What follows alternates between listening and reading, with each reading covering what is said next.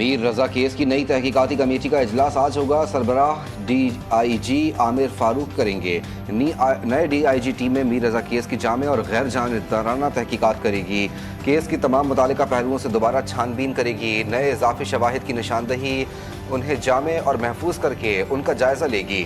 میر رضا case میں فرائض سے غفلت برتنے والے پولیس افسران کی شامت. SHO گلستان جوہر کامران قریشی معطل. SDP اور شارع فیصل ایسٹ زوم بھی معطل. ایڈیشنل IG کراچی کے احکامات پر پولیس افسران کے خلاف کارروائی کی گئی. انویسٹیگیشن ختم نہیں ہو جاتی ہے اور انویسٹیگیشن کے رخ چینج ہوتے رہتے ہیں، اور ہم یہ چاہتے ہیں کہ ان کے والدین حکومت پر اعتماد کریں اور جو بھی ان کا ہے ویو وہ آنا چاہیے، اور ہم ریئل جو اس چیز کا منطقی انجام ہے وہ اس پر پہنچے. سندھ حکومت کا نوجوان میر رضا کیس پر جوڈیشل کمیشن بنانے کا فیصلہ. وزیر داخلہ سندھ ضیاء الانجار نے کہا جوڈیشل انویسٹیگیشن ہائی کورٹ کے جج سے کروائیں گے. میر رضا کے اہل خانہ کو پیشکش کی، جس پولیس آفیسر کو کہیں گے ٹیم میں شامل کر لیں گے. وزیر داخلہ اور میئر کراچی کی میر رضا کے اہل خانہ سے ملاقات، کیس میں مکمل تعاون کی یقین دہانی کروائی. میر رضا علی کے خاندان نے کسی بھی عدالتی کمیشن کی درخواست نہیں کی اور نہ ہی رضامندی ظاہر کی. میر رضا قتل کیس کے وکیل جبران ناصر نے ایکس پر لکھا میر رضا کے والدین نے ایسی کوئی درخواست ہی نہیں کی. جبران ناصر نے کہا نہ ہی ہمارا خیال ہے کہ اس مرحلے پر جوڈیشل کمیشن کی ضرورت ہے. سندھ حکومت کو سہولت کاری کے نام پر رکاوٹیں یا الجھن پیدا کرنے کی کوششیں نہیں کرنی چاہیے. آزاد کشمیر قانون ساز اسمبلی کے انتخابات کا تیسرا مرحلہ پونچھ ڈویژن کے ضلع باغ اور حویلی کے 4 حلقوں میں پولنگ جاری. باغ کے 3 اور حویلی کے 1 حلقے میں ووٹ ڈالے جائیں گے.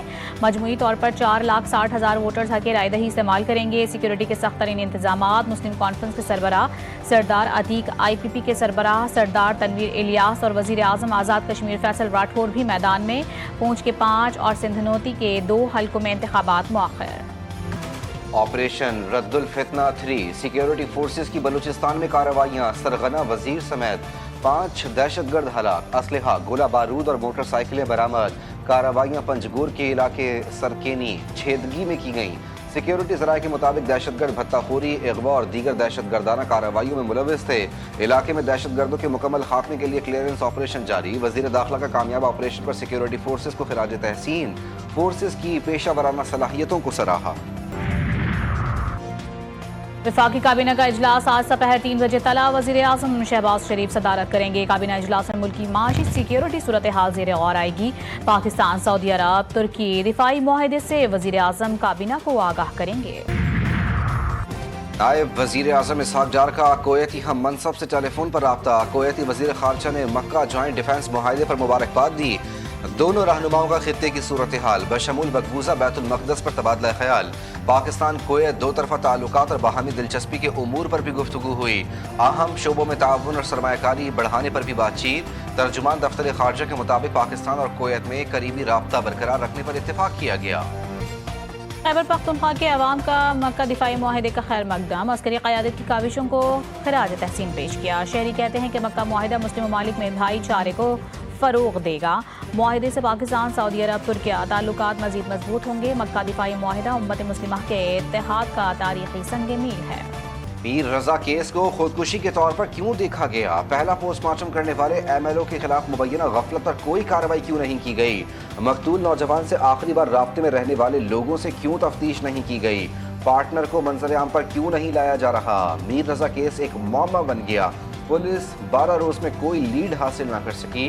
تحقیقاتی ٹیم کی جانب سے اہم شواہد کو بھی نظر انداز کیا گیا. ایک قتل کیس نے پولیس کی تحقیقات پر سوالیہ نشان لگا دیے. IG سندھ نے کیس حل کرنے کا دعویٰ بھی کیا، لیکن 2 روز میں تحقیقاتی ٹیم ہی تبدیل کر دی گئی.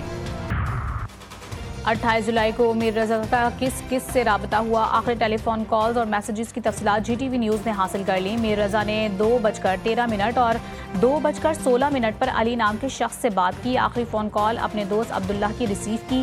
میر رضا اور عبداللہ کے درمیان 3 منٹ سے زیادہ بات ہوتی رہی. میر رضا کی شرٹ کے سامنے کے حصے پر تیزاب کے نشانات پائے گئے. سینے سے شرٹ کا کچھ حصہ جلا اور پھٹا ہوا تھا.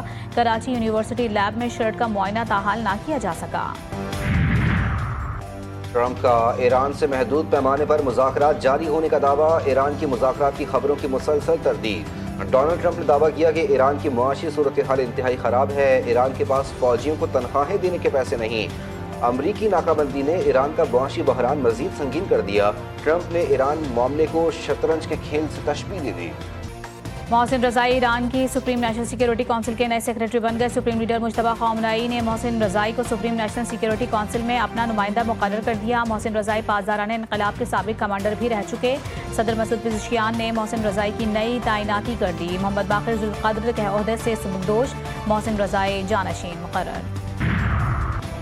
ایک بھی امریکی فوجی نے ایرانی سرزمین پر قدم رکھا تو اسے زندہ نہیں چھوڑیں گے۔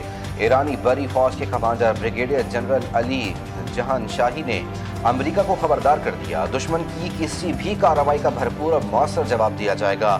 ایرانی افواج مکمل جنگی تیاری کی حالت میں ہیں، ملک کی سرحدوں پر مسلسل نگرانی جاری ہے۔ ایران کے خلاف بحری ناکہ بندی، امریکی فوج کا مزید 2 تجارتی بحری جہازوں کا رخ موڑنے کا دعویٰ۔ امریکی سینٹرل کمانڈ کے مطابق اب تک مجموعی طور پر 55 تجارتی بحری جہازوں کا رخ موڑا جا چکا ہے۔ یہ تعداد گزشتہ روز بتائے گئے 53 جہازوں کے مقابلے میں زیادہ ہے۔ امریکی فوج کا کہنا ہے کہ اس وقت مشرق وسطیٰ میں 20 سے زائد امریکی جنگی بحری جہاز تعینات ہیں۔ آبنائے ہرمز کھولنے سے متعلق غیر یقینی صورتحال، عالمی منڈی میں تیل کی قیمتوں میں اضافہ، برنٹ خام تیل کی قیمت 1% سے زائد بڑھ کر $84 فی بیرل سے تجاوز کر گئی۔ امریکی خام تیل کی قیمت میں بھی 1% سے زائد کا اضافہ۔ کراچی میں سابق وفاقی وزیر ممبر قومی اسمبلی قادر پٹیل کے دفتر پر مسلح افراد کا حملہ۔ بورڈ بیسن میں کار سوار مسلح حملہ آوروں نے مرکزی دفتر پر فائرنگ کی، کوئی جانی نقصان نہیں ہوا۔ پولیس کے مطابق گولیاں دروازے پر لگیں، جائے وقوع سے 9mm پستول کے 5 خول ملے۔ واقعے کی تحقیقات جاری ہے۔ وزیر اعلیٰ پنجاب سے آکسفورڈ یونیورسٹی پریس پاکستان کی وفد کی ملاقات، صوبے میں معیار تعلیم بہتر بنانے، اساتذہ کی تربیت اور تعلیمی اداروں میں جدید نصاب کے فروغ کے حوالے سے تعاون پر تبادلہ خیال۔ وفد نے پنجاب میں معیار تعلیم کی بہتری کے لیے وزیر اعلیٰ کے اقدامات کو سراہا۔ مریم نواز نے کہا کہ وہ صرف پنجاب ہی نہیں بلکہ سندھ اور دیگر صوبوں کے لوگوں کی بھی خدمت کرنا چاہتی ہیں۔ سرکاری اسکولوں کے معیار تعلیم پر بڑا سوال، کراچی کے ٹاپ سرکاری کالجوں میں داخلے کی شرح انتہائی کم، ٹاپ سرکاری کالجوں میں صرف 7% طلباء داخلہ لے سکے، سرکاری کالجوں میں 93% داخلے نجی اسکولوں سے ہوئے۔ کراچی کے 10 بڑے سرکاری کالجوں میں 13,211 داخلوں میں صرف 947 سرکاری اسکولوں کے طلباء شامل۔ بابا قوم قائد اعظم محمد علی جناح کے مزار کے سامنے قائم جناح گراؤنڈ انتظامیہ کی عدم توجہی کا شکار، انتظامی غفلت سے جناح گراؤنڈ میں جگہ جگہ گندگی کے ڈھیر لگ گئے، قائد کے نام سے منسوب گراؤنڈ خستہ حالی کی تصویر بن گیا۔ نشے کے عادی افراد کی موجودگی نے بھی گراؤنڈ کی رونق اور شناخت متاثر کر دی۔ خیبر پختونخوا، آزاد کشمیر اور گلگت بلتستان کے مختلف علاقوں میں آج بارش کی پیش گوئی، چترال، دیر، مالم جبہ اور سید شریف میں گرج چمک کے ساتھ بارش متوقع۔ ایبٹ آباد اور ملحقہ پہاڑی علاقوں میں بھی بادل برس سکتے ہیں۔ پنجاب میں مری، جہلم اور لاہور سمیت بالائی علاقوں میں بھی بارش کا امکان۔ آزاد کشمیر میں مظفر آباد، راولا کوٹ اور گڑھی دوپٹہ میں بھی بارش کی پیش گوئی۔ کراچی میں آج دن بھر موسم گرم اور مرطوب رہنے کا امکان ہے، رات اور صبح کے اوقات میں بوندا باندی متوقع۔ ویسٹ انڈیز کے بعد انگلینڈ میں قومی ٹیم کا امتحان، پاکستان اور انگلینڈ کے درمیان 3 ٹیسٹ میچز کی سیریز 19 اگست سے شروع ہوگی۔ کھلاڑی آج سے پریکٹس کا آغاز کریں گے۔ قومی ٹیم سلیکٹ 11 کے خلاف 12 اگست سے 4 روزہ پریکٹس میچ کھیلے گی۔ 21ویں ورلڈ یوتھ اسکیربل چیمپئن شپ پاکستان کی شاندار کارکردگی، 7ویں مرتبہ عالمی ٹیم ٹائٹل اپنے نام کر لیا۔ چیمپئن شپ میں پاکستانی کھلاڑیوں نے سب سے زیادہ ٹرافیاں جیت کر اپنی برتری ثابت کر دی۔ پاکستان کے احمد سلمان نے انڈر 16، احمد سولت فاطمی نے انڈر 14 ورلڈ چیمپئن شپ جیت لی۔ انڈر 12 کیٹیگری میں پاکستان کے مصطفیٰ فرحان نے دوسری پوزیشن حاصل کی۔ ٹیم کے کم عمر ترین کھلاڑی Taimur Waseem under 10 world champion بن گئے۔ ایک میچ میں سب سے زیادہ اسکور بنانے کا اعزاز بھی پاکستانی کھلاڑی اعظم صدیقی کے نام رہا۔ اور آزادی کا جشن، تیاریاں زور و شور سے جاری، شہر شہر ملی نغموں کی گونج، سبز ہلالی پرچموں کی بہار، بازاروں میں بھی رونق اپنے عروج پر، جھنڈے، جھنڈیاں، بیجز اور دیگر اشیاء کی خریداری میں تیزی آ گئی۔ خصوصی افراد بھی آزادی کا جشن منانے میں مصروف۔ اسلام آباد میں ملی نغموں، واک اور کیک کاٹ کر خصوصی افراد نے وطن سے محبت کا اظہار کیا۔